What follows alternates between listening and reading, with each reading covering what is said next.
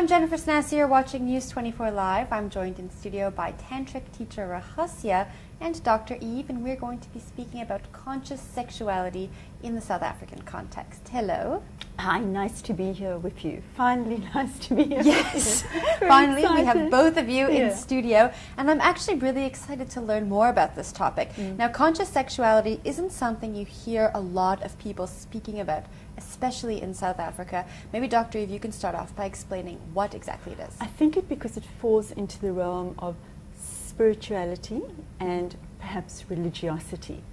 And people are unclear about that because they may not want to be associated with those labels of sexuality and religiosity or sexuality and spirituality, and they think this just goes into the kind of airy-fairy ground of which we don't really feel comfortable or feel equipped to be going into.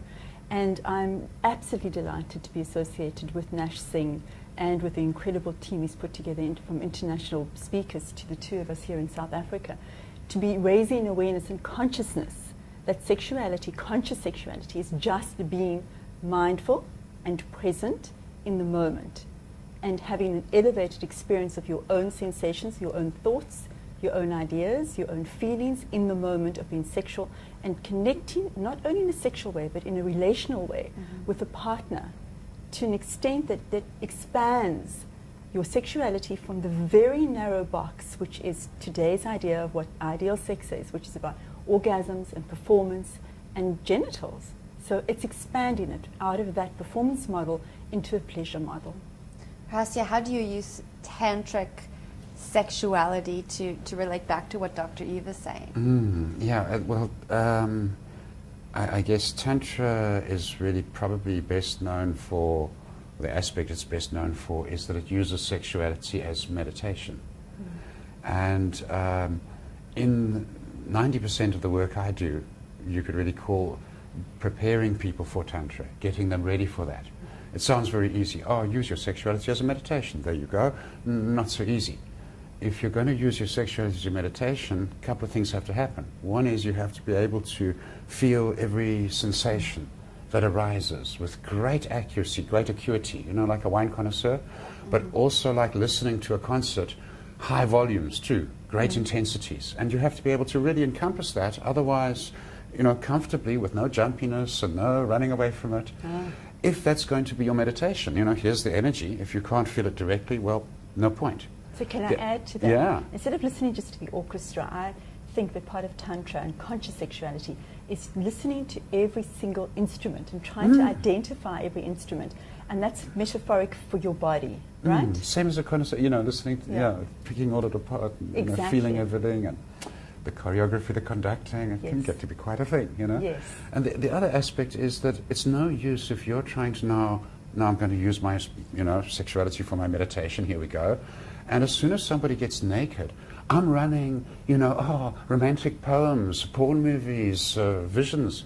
The mind all activated, you know. Like for most people, for most of the journey, the mind is the brain is the biggest, most important sexual organ, but not in Tantra. That's got to be finished. You've got to be able to relate to this exactly as it is. No funny movies going on. Otherwise, how can it be your meditation? And of course, old schools used to take an attitude of suppress. You know, suppress the erotic urges, which is fine if you've lived naturally and your erotic urges aren't a big deal. Western world, we repress the erotic urges, we delay the natural maturation of a human being that causes, and we've got a world of really, you know, emotionally, spiritually, and sexually immature people. I agree with you. And a lot of the preparation, you know, for those that are going to be tantrikas and so on, obviously they're going a bit beyond that. And then my job's been, you know, guiding them through those two stages, really, I talked about mostly, those two areas. Hugely difficult. It's very beautiful work. And Jen, I can tell you that this Tantra is going to become something which we're going to hear more and more about right now, because in therapy, in clinical therapeutic interventions, we have now a very new modality called mindfulness, and perhaps you've heard about that. And mindfulness is being applied to all areas of our lives, and especially sexuality.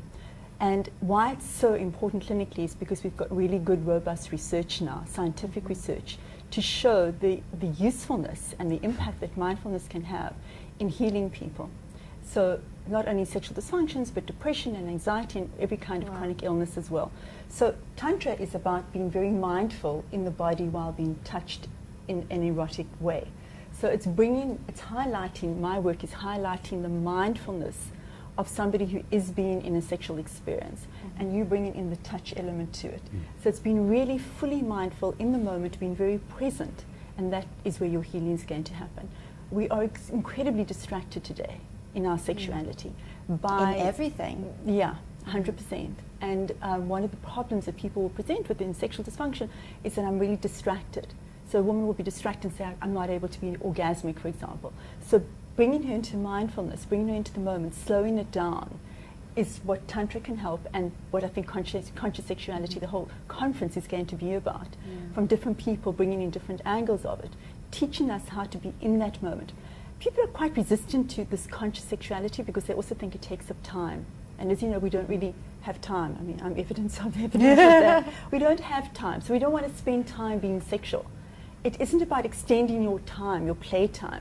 It's about whatever time. Why are you laughing? Is that real? Cancel 50% of TV time.